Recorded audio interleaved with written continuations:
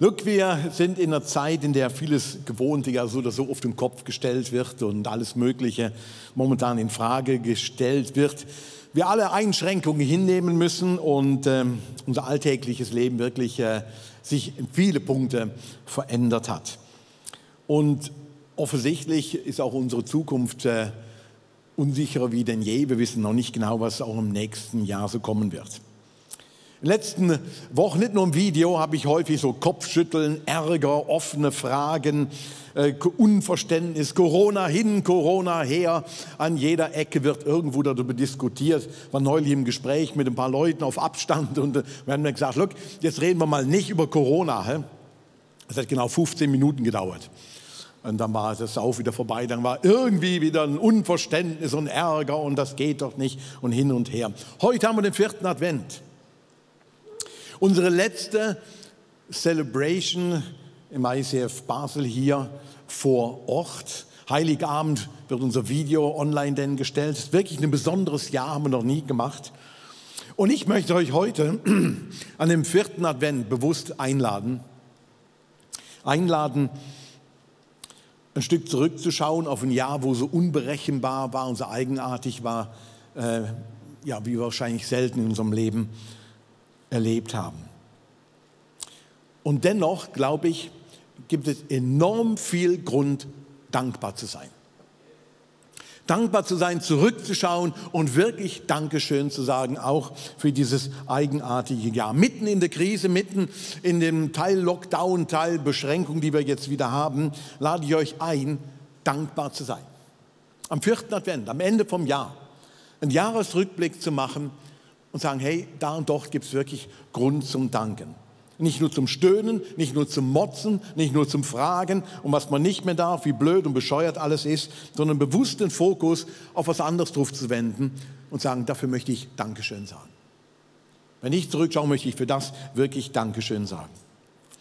Und vielleicht notwendiger denn je, mitten in so einer Phase, wo wir drin sind, in so einer Krise, bewusst den Fokus auf den und das zu lenken, der wirklich das Gute und Vollkommene wirkt in der Welt. Und das ist Jesus Christus. Und das an dem 4. Adventssonntag zusammen zu tun und zusammen Dankeschön zu sagen. Es kann sein, dass sich das für dich ohne weiteres ein Stück Eigenartigkeit anhört. Ja, Dankeschön sagen ist jetzt nicht so eine überaus fromme Übung, die wir da machen. An so vielen Orten wird gestöhnt, geklagt und geschimpft und beschuldigt und gemotzt und hinter vorgehaltener Hand vielleicht sogar gesagt, hey, das ist vielleicht alles gar nicht so schlimm und so weiter. Und jetzt sollen wir auf einmal Dankeschön sagen. Ja, ich glaube wirklich, das ist quer zum Trend. Mal ein anderes Quer. Ein Quer, wo bewusst sagt, nein, heute fokussieren wir uns auf die Dinge, wo wir wirklich dankbar für sind. Ich erlebe, und vielleicht wirst du das ähnlich erleben, zurzeit so eine eigenartige Unzufriedenheit, wenn ich mit Menschen zusammenkomme oder höre, Nachrichten lese, einen Fernseher anmache. So eine eigenartige Unzufriedenheit über so viele Dinge, die eben nicht mehr funktionieren oder wo nicht klappen. Und die Frage ist, Leute, wie schützt man seine Seele über kurz oder lang in solcher verrückten Phase? Wie kann man wirklich wegweisend denn in solcher Phase leben? Wie kannst du und ich wirklich ein Licht anzünden in einer Phase, wo es scheinbar so dunkel wird, nicht nur abends, sondern auch tagsüber, so eine eigenartige Unzufriedenheit sich über die Gesellschaft legt. Ich habe neulich einen folgenden Satz gelesen, der hieß, ich schütze meine Seele nicht durch Zufriedenheit, sondern durch Dankbarkeit. Ich schütze meine Seele nicht durch Zufriedenheit, sondern durch Dankbarkeit. Leute, Dankbarkeit ist nicht primär ein Gefühl. Wir verbinden das häufig mit dem Gefühl, ach, wir haben irgendwas bekommen, schön, toll, Dankbarkeit. Jawohl, das ist sehr wohl ein Gefühl. Aber Dankbarkeit ist primär auch ein Willensakt, dass ich bewusst Dankeschön sage. Man, kleinen Kindern bringt man bei und sagt mal Dankeschön. Die nehmen was ganz selbstverständlich und gehen weiter. Ding, ding, ding. Und dann bringst du den kleinen Knöpfen bei und sagst, hey, Dankeschön zu sagen, das ist nicht nur höflich, sondern das trainiert was, das trainiert den Muskel in dir, nicht alles für selbstverständlich zu nehmen. Und heute am 4. Advent wollen wir das bewusst trainieren, Dankbarkeit. Ich möchte mit euch einen Psalm lesen, der bewusst sich um Dankbarkeit dreht. Psalm 100. Ein Lied für den Dankgottesdienst. Jubelt dem Herrn zu, ihr Völker der Erde. Dient ihn voll Freude, kommt zu ihm mit fröhlichen Liedern, erkennt, dass der Herr allein Gott ist.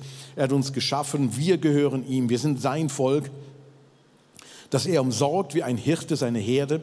Geht durch die Tempeltore ein mit Dank, betretet die Vorhöfe mit Lobgesang, preist und rühmt seinen Namen, denn der Herr ist gut zu uns. Seine Gnade hört niemals auf, für alle Zeiten hält er uns seine Treue. Psalm 100. Das ist nur einer, der über Dank redet. So, der Psalm, der überrascht uns mit so einer ganzen kühnen Universalismus. So, alle Welt soll Gott loben. Also nicht nur ein paar, sondern alle Welt. Das ist wirklich kühn. Jeder soll irgendwo mit einstimmen, alle Welt soll Gott loben. Alle sind eingeladen, sich zu beteiligen. Alle sollen Gott als Schöpfer loben. Kommt zu ihm und dankt. So beginnt dieser Vers.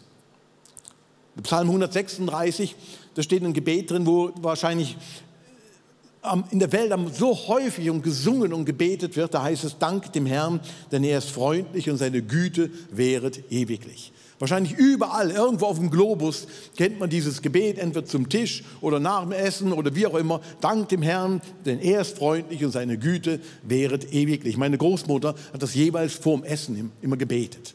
Jeden Tag, jeden Tag. Danken. Das ist einer der 3 ganz großen Gebetsformen, die wir in der Bibel finden und wo sie in ganz vielen Psalmen immer wieder wiederfinden. Zwischen Danken, Klagen und Bitten. Alle 3 Formen finden wir in den Psalmen.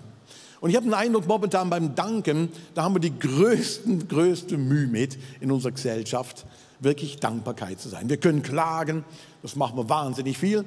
Wir bitten, weil wir enorm viel brauchen. Aber Danken hat momentan so ein bisschen Sendepause. Kommt so ein bisschen unter Druck, ist nicht ganz so populär momentan. Ist nicht unbedingt mehr selbstverständlich. Obwohl oft ein Gefühl von Dankbarkeit mir begegnet, wenn ich mit Menschen rede, neulich mit einer Pöstlerin gesprochen und die ihren Job noch hat und eben nicht krank geworden ist bisher. Ja, Gott sei Dank bin ich noch nicht krank geworden. Auf einmal kommt so ein Ausbruch vom Gefühl, Gott sei Dank, ja, ist alles gut verlaufen. Und auf einmal hat man so ein, ja, man möchte irgendeinem danken und so ein stummer Blick gegen den Himmel, Gott sei Dank, was auch immer das denn bedeutet. Aber irgendwo merkt man, Gott sei Dank, ja, ich bin froh, dass es momentan so läuft, wie es läuft, dass es mir noch so gut geht, dass ich noch einen Job habe, noch zu essen habe und so weiter. Und dann flammt das auf einmal so auf. Dankbarkeit, Gott sei Dank. Wegweisend dankbar sein. Look, wie können wir just in dieser Weihnachtszeit, just in der Zeit, wo immer so neue Beschränkungen kommen, just in der Zeit, wo man nicht weiß, wie wird das nächste Jahr und wie werden wir das wirklich erleben, just in der Zeit, wo man nicht weiß, ja, ist der Impfstoff denn jetzt wirklich sicher, der nächste Woche denn da verteilt wird? Wie funktioniert das? Wie können wir wegweisend dankbar sein und ein Licht anzünden? Wie können wir das machen? Wie können wir wirklich einen Unterschied machen in der Gesellschaft als Nachfolger Jesu? Ich glaube, ein Punkt ist wichtig, Danken hängt mit Denken zusammen und nicht nur mit Geschenken. Danken hängt mit Denken zusammen. Und wenn man dankbar werden will, dann muss man ab und zu mal nachdenken. Das Interessante ist, Danken und Denken, die 2 Wörter, die in der deutschen Sprache sind eng miteinander verwandt. Und die haben sogar die gleiche Wortstamm, wo sie herkommen, der Wortfamilie. Danken, Denken, Dankbarkeit, Gedanken, Gedenken und Gedächtnis, das sind alles so Worte, die eng zusammengehören. Man könnte auch sagen, Dankbarkeit ist eine Folge vom Nachdenken. Dankbarkeit ist eine Folge vom Nachdenken.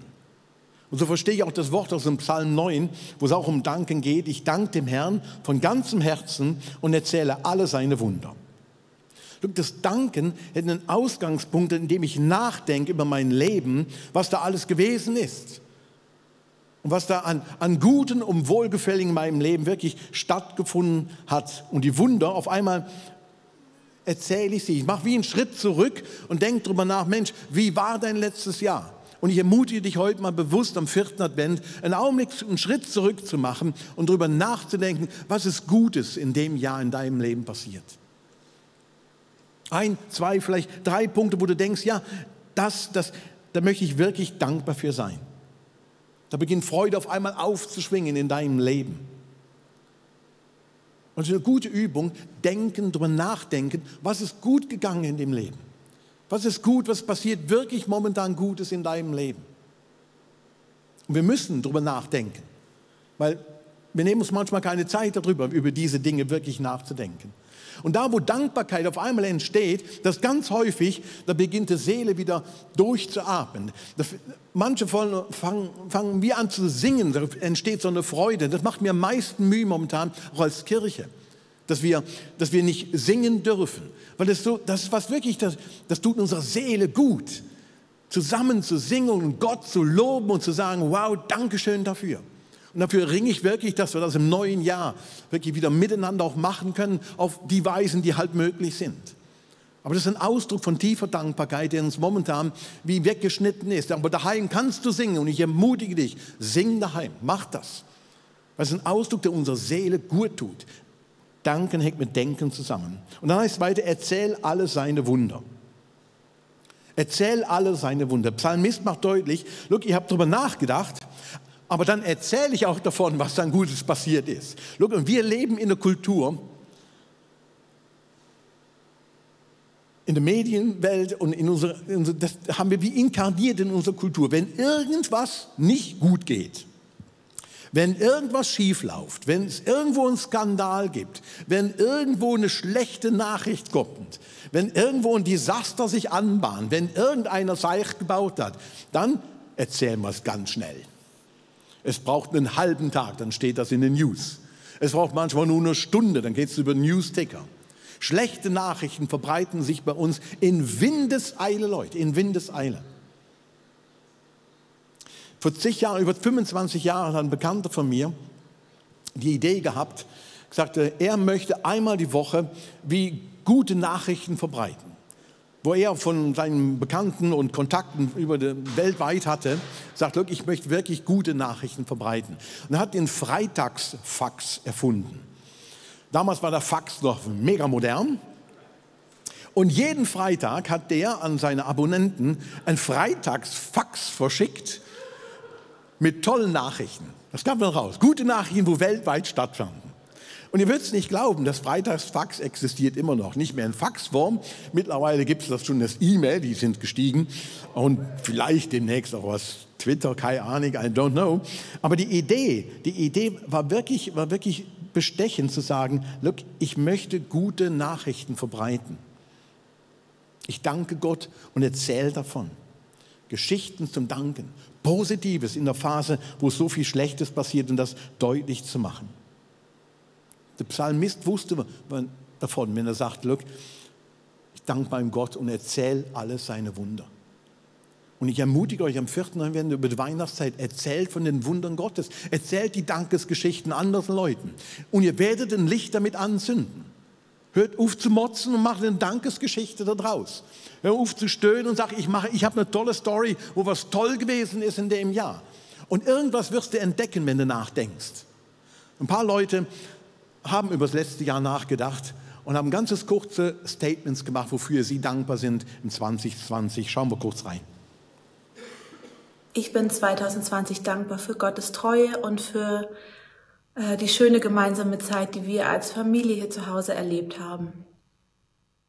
Ich bin dankbar 2020 für die Zeit mit meinen Frauen und meinen Kindern und dass unser gütiger Gott immer ein offenes Ohr für uns hat. Ich bin im 2020 dankbar für spontan mehr Zeit als Familie und dass wir alle gesund geblieben sind. Ich bin 2020 dankbar für einiges, aber vor allem für die Zeit in der Natur und die wunderschönen Momente mit meiner Frau auf den Bikes.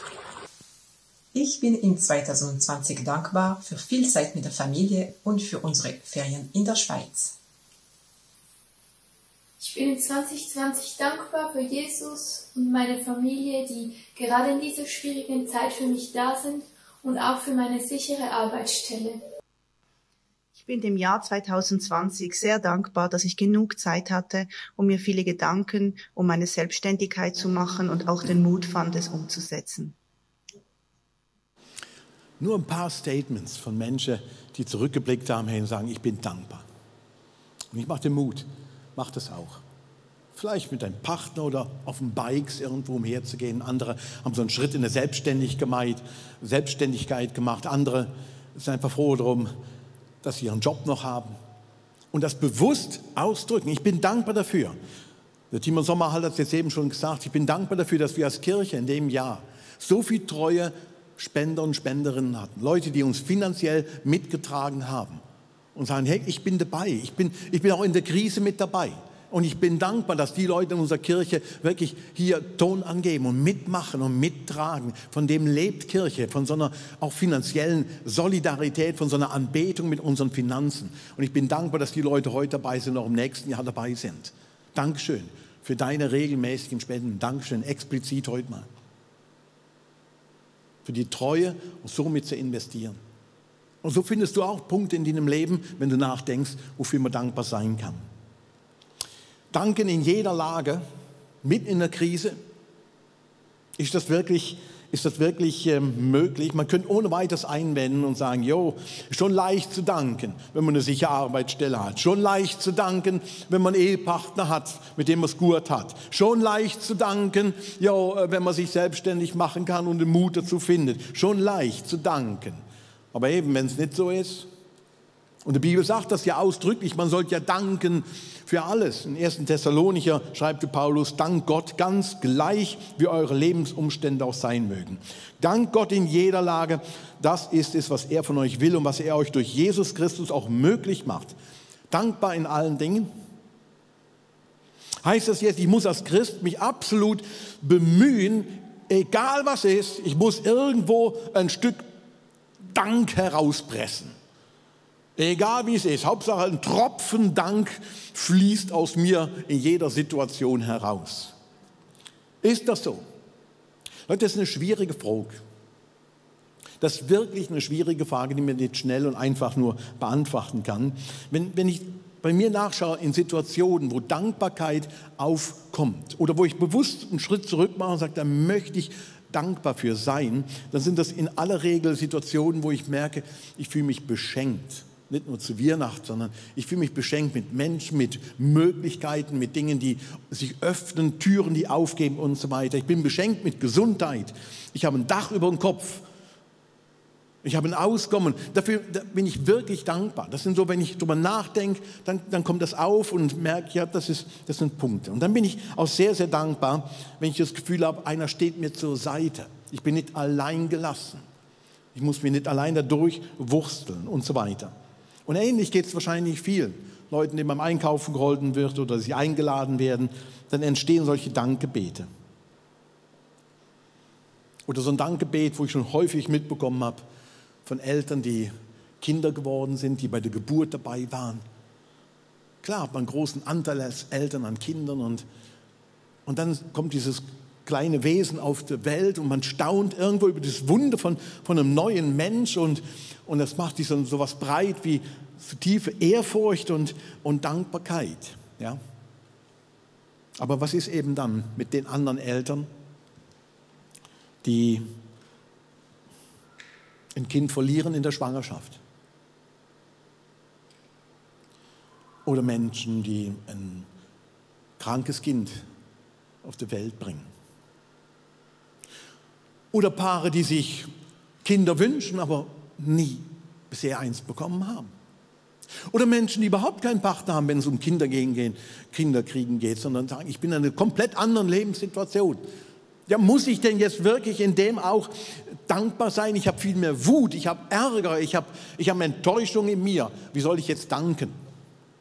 Der Satz von Paulus, den er der Kirche damals in Thessalonik geschrieben hat, der ist leicht missverständlich. Weil er schreibt, sei dankbar in allen Dingen. Aber er schreibt nicht, sei dankbar für alle Dinge. Das schreibt er eben nicht. Und häufig wird da gelesen, ja, sei dankbar für alles. Nein, die Bibel ist voll von Männern und Frauen, die nicht für alles gedankt haben, sondern geklagt haben, Ärger hatten, Wut hatten, Gott angeklagt haben für die Dinge, die geschehen sind. Und der Paulus meint das überhaupt nicht, dass wir für alles dankbar sein sollten. Überhaupt nicht. Er sagt, da seid dankbar in den Dingen drin. Gott lädt uns heute und mitten in dieser Adventszeit und in dieser Krisenzeit ein, darüber nachzudenken, hey, was gibt es wirklich Dankbares in deinem Leben? Und wo können wir diese Dankbarkeit wirklich herausfiltrieren und sagen, hey, da kann ich dankbar drin sein, trotz all diesen Umständen. Mitten in der Krise, glaube ich, können wir sogar so zu Wegweisern Gottes werden. Wenn wir merken, look, in dem drin fordert uns der Psalmist wie auf und sagt, hey, in dem drin ist immer noch der Gott, der dein Leben in deiner Hand hält. In dem drin, trotz all dem Wahnsinn, ist immer noch ein Gott, der sagt, look, ich stehe auf deiner Seite. Ich gehe mit dir da durch und du musst nicht für alles da drin dankbar sein. Aber in dem kannst du dankbar sein, dass Gott immer noch bei dir ist. Leute, warum ist das so wichtig, dankbar zu sein? Ein Licht gerade durch Dankbarkeit anzuzünden. Look, ich habe das eben kurz gesagt, glaube ich, wenn wir das üben, Dankbarkeit als Muskel betrachten, dann macht uns das nur eins deutlich. Dankbarkeit im Leben zu etablieren heißt, wir nehmen nicht alles für selbstverständlich. Wir sagen nicht alles, ja, das habe ich quasi mein Recht darauf auf Gesundheit, ich habe ein Recht darauf, dass ich jetzt unterstützt werde, ich habe ein Recht auf dieses und jenes. Nein, Leute, es ist nichts einfach selbstverständlich. Dass die Sonne heute Morgen aufgegangen ist, da hast du dir keine Gedanken darüber gemacht, aber sie ist aufgegangen. Es ist nicht selbstverständlich. Es ist ein Mond mit seinem Silberstreif, irgendwo bis Meer, die Ebbe und Flut regelt. Leute, das nehmen wir für selbstverständlich, aber es ist nicht einfach selbstverständlich. Das sind große Dinge, wo wir dankbar für sein dürfen. Dass du Kleidung hast, dass du hier in unserem Breitengraden, in einem Ort lebst, wo so gute Versicherungen sind, wo wir ins Krankenhaus gehen können, wo wir versorgt sind. Das ist nicht selbstverständlich. Nur wenn wir ein bisschen weiter wegfahren, merken wir das auf einmal, hey, es ist eben nicht selbstverständlich. Gesundheit, Lebensfreude, Schaffenskraft. Leute, und letztlich ist die Liebe Gottes, wo wir häufig darüber predigen und sagen, hey, darauf kannst du dich verlassen. Aber so selbstverständlich, dass Gott mit seiner Menschheit immer noch unterwegs ist. Dass Gott immer noch den langen Atem hat mit uns, nachdem allem, was wir Menschen uns angetan haben, mit Bürgerkriegen, Kriegen, Konzentrationslagern und so weiter, nach allem, was wir Menschen der Natur angetan haben, zerstört haben, Raubbau betrieben haben, so tun, als kommt eine zweite Erde gerade hinterher, ganz egal. Nach all dem, was wir machen, Gott steht immer noch mit uns, nachdem wir Menschen auch uns so untereinander immer noch antun, auch mit neidvollen Gedanken und ärgerlichen Gedanken und boshaften Worten und lieblosen Taten.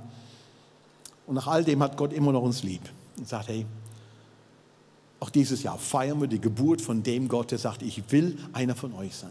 Ich bin gekommen als Retter in diese Welt. Und Dankbarkeit macht uns an sich deutlich, Gottes Liebe ist ein Geschenk an uns. Und an Weihnachten erinnern wir uns daran, dass dieses Geschenk einer von uns wurde, sich mitten in unser Leben einmischt, sagt, mit euch möchte ich leben. Und dass Gott das Kostbarste gibt und sagt, hey, ich möchte einer von euch sein und möchte mitten unter euch kommen, mit einem einzigen Ziel, meine Liebe zu euch deutlich zu machen. Leute, und das feiern wir heute am 4. Advent und dafür sind wir dankbar. Wir feiern die Geburt jetzt in den nächsten Tagen. Und wir sind dankbar, dass Gott so ein Ja zu dir hat. Ich möchte zum Schluss nochmal den Psalm 100 miteinander lesen. Und ihr könnt gerne dazu aufstehen und ihr könnt ihn mitsprechen, als Möglichkeit von Mitteilnehmen. Du kannst es daheim machen, du kannst dir eine Bibel jetzt rausholen oder der eingeblendete Psalm hier, du kannst sie mitlesen. Und so als Bekenntnis zu sagen, ich bin wirklich, ja, ich juble mit. Ein Lied für den Dankgottesdienst. Jubelt dem Herrn zu, ihr Völker der Erde. Dient ihm mit voll Freude, kommt zu ihm mit fröhlichen Liedern. Erkennt, dass der Herr alleine Gott ist. Er hat uns geschaffen. Wir gehören ihm. Wir sind sein Volk, das er umsorgt wie ein Hirte seine Herde. Geht durch die Tempeltore ein mit Dank. Betretet die Vorhöfe mit Lobgesang. Preist ihn und rühmt seinen Namen. Denn der Herr ist gut zu uns. Seine Gnade hört niemals auf.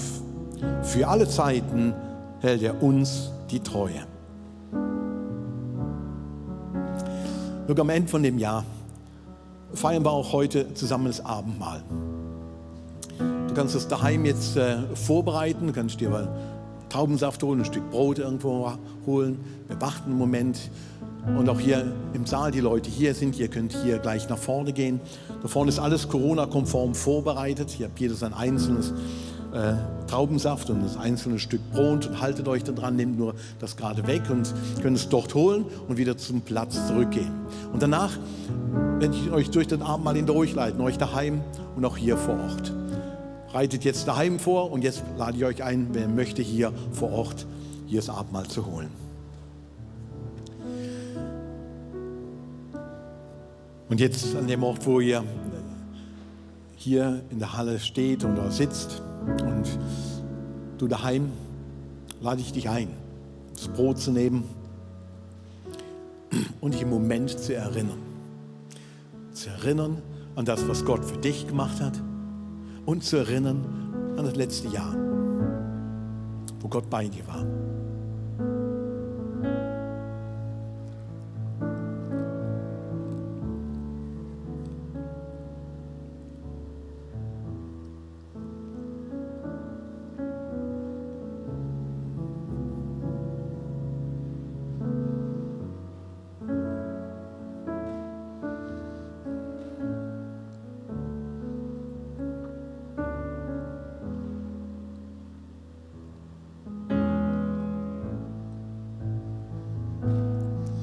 Du kannst jetzt einen Traubensaft nehmen und eben drüber nachdenken, zum Danken kommen. Das hat Jesus für dich getan und Jesus ist für dich an Weihnachten geboren. Für dich in Bethlehem auf diese Welt gekommen. Und er hat keinen sehnlicheren Wunsch in seinem Herzen, dass an deinem Herzen auch so geboren wird. Und im Gedenken und im Gedanken an Jesus danken wir ihm für das, was er uns getan hat.